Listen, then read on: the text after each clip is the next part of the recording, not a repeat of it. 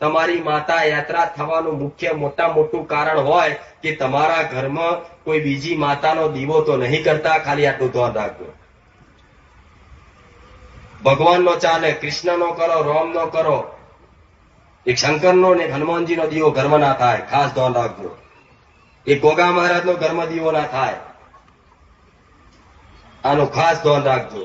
કે હનુમાનજીનો દીવો કરવાથી શું થાય? તો હનુમાનજી બાળ બ્રહ્મચારી છે. ઘરમાં કદાચ દીવો કરો ને તો પવિત્રતા ખૂબ જાળવવી પડે. એટલે હનુમાનજીનો દીવો થાય. શંકર ભગવાન છે તો શિવલિંગ છે, ઘરમાં રખાય. આ બધું શાસ્ત્રોમાં બધી જગ્યાએ લખેલું જ છે. પણ ખાલી રામનો, કૃષ્ણનો બધો દીવો તમે કરી શકો છો. એમાં તમારી માતા યાત્રા થતી નથી. પણ ખાલી બીજી માતાનો દીવો કરતા હોય તો હું ના કહીએ કે તમે બંધ કરી દો. બધાનું જોડતી હોય.